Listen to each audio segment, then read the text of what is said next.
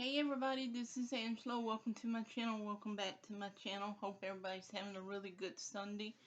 So, we are going to finish up who was Mother Teresa today, and let's get into it.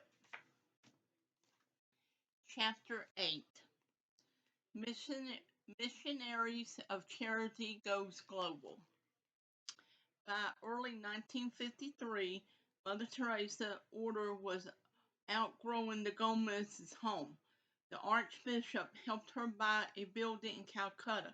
Today it still serves as the headquarters for the Missionaries of Charity. Despite such rapid growth, the Missionaries of Charity was still largely unknown outside of India. That was okay with Mother Teresa. She never needed publicity. She certainly didn't go seeking it, not even for the sake of raising money. Money and supplies were always needed, but Mother Teresa was a firm believer that God would provide, and she was never afraid to ask on God's behalf. For instance, when Mother Teresa first started out in the slums of Calcutta, sick people began asking for medicine. Mother Teresa had neither medicine nor the money to buy it, so she knocked on doors of, of drugstores all over town asking for help. Sometimes the doors were closed in her face, but more often than not, people came to her aid.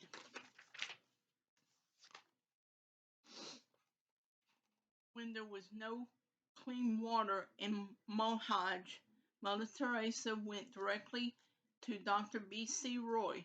He was the most important government official in the Bengal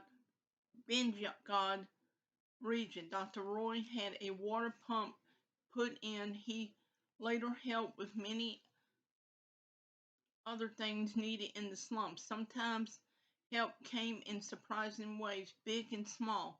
Before Mother Teresa opened Shanti Nature for Leopards, Pope Paul VI came to visit India. He donated the car he used on his Indian trip to the Missionaries of Charity. They raffled it off, making enough money to start the entire Shanti Nature project. Another story goes that a young boy in India heard about Mother Teresa. He asked how much money his family could save if he stopped eating sugar for a little while. Several days later, the boy presented Mother Teresa with one rupee, less than 1 penny. Then in 1969, Malcolm Muggeridge made a film about Mother Teresa for the British Broadcasting Company. Muggeridge was a famous journalist.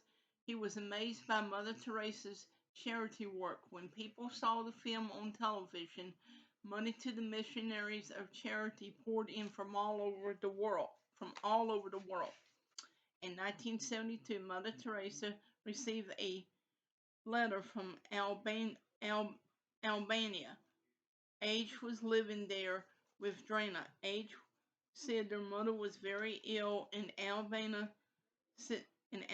Citizens were not free to travel in and out of the country.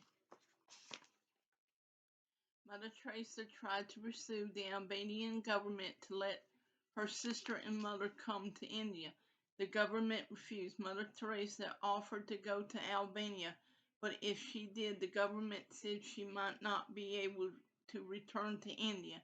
For the sake of the poor, Mother Teresa said she did not go. Her mother died in 1972. Her sister, Age, died the very next summer. Mother Teresa worked through that sadness. Word of her charity work in Calcutta spread all over the next 10 years. Mother Teresa became more and more well known. She received many awards, including the prestige Nobel Peace Prize in 1979. It was for her work in bringing help to suffering humanity. Her brother Lars, who lived in Italy until his death in 1981, in Oslo, Norway, to see her receive the award. The Nobel Peace Prize brought Mother Teresa worldwide fame. Being famous was never a goal for Mother Teresa. She did see, however, that it helped raise awareness for and bring money into the missionaries of charity. Still, with fame came controversy. Some people criticized Mother Teresa for taking money from people who were later convicted of stealing. She had no way of knowing. Her defense said some people criticized her for not speaking out against the cause of poverty instead of just trying to treat it. Mother Teresa always said she could not change the world. It was the job of politicians to root out poverty. Others complained about the medical treatment in her facilities, but the Missionaries of Travel charity was not meant to take the place of trained medical workers. They were there to love the sick and the dying. The people they took care of had been unwanted all their lives, she said. We want to make them feel at the end that someone loves them and someone cares for them. Still, others argued that Mother Teresa's devotion to the poor was just an excuse to make people become Catholic. But Mother Teresa never tried to convert people to her religion.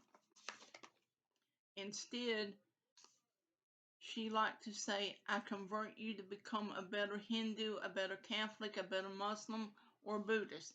Mother Teresa believed that people of all different faiths were praying to the same God. The most important thing was to love one another. The best conversion is to make the people love one another, she said. When they love one another, they come closer to God. Chapter 9. Saint among us. This is what I was talking about in my last video. For almost 35 years, Mother Teresa only worked in India, but in 1965, Pope Paul VI gave her permission to open missionaries of charity houses around the world. A local bishop in Venezuela invited her to visit, and so she did. Soon after, the Missionaries of Charity house in Calcudda, Venezuela, opened. The next house outside of India opened in a suburb of Rome, Italy in 1968. Then came houses in Australia, Africa, India, and elsewhere. In 1971, the Missionaries of Charity opened its first house in the United States in New York City. In every city, the nuns left the Missionaries of Charity's house each morning to go into the streets and help the poor. In 1982, Mother Teresa led groups into Beirut, Lebanon. This country in the Middle East was in the middle of war. Dozens of children were huddled in hospital where bombs had blown out windows and torn apart 2 floors of the building. Mother Teresa, the 72 years old, helped pick up children herself and carry them to waiting Red Cross cars. Why did she go into such a dangerous war zone? They are all the children of God. Mother Teresa said the children were soon taken to safety to a school the Missionaries of Charity had opened 2 years earlier. Becoming a worldwide aid organization was a huge undertaking, but Mother Teresa always shrugged off any questions of how she did it. We know what people need and we start doing it. She said, matter of factly, how could this tiny, frail looking nun do so much? Her old friend, Father Van Exmeren, had this explanation. Mother Teresa had once said was an ordinary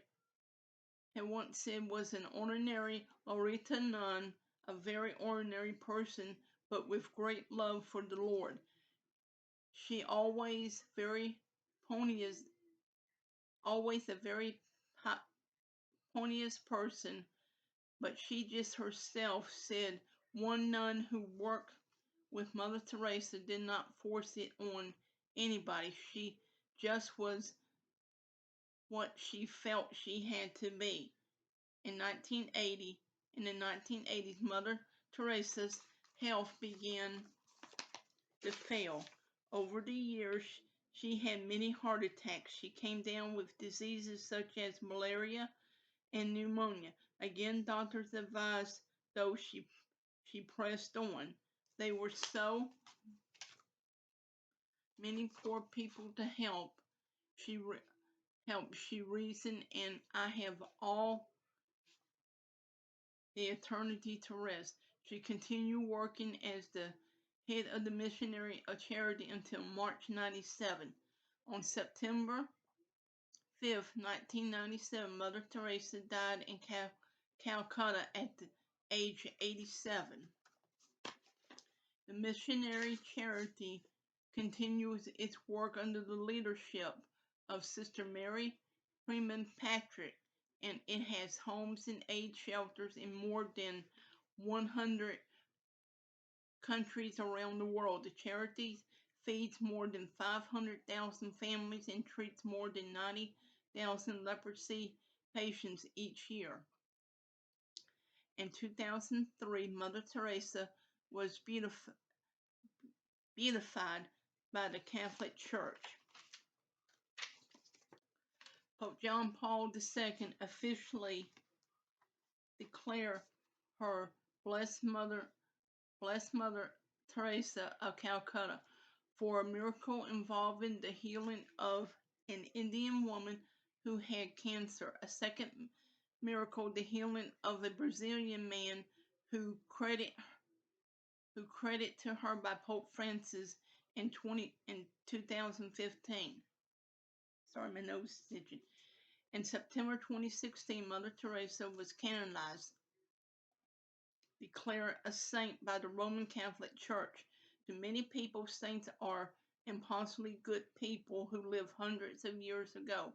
But Mother Teresa showed that saints do live among us even today. So that's the end of who was Mother Teresa. And I hope that you like the story.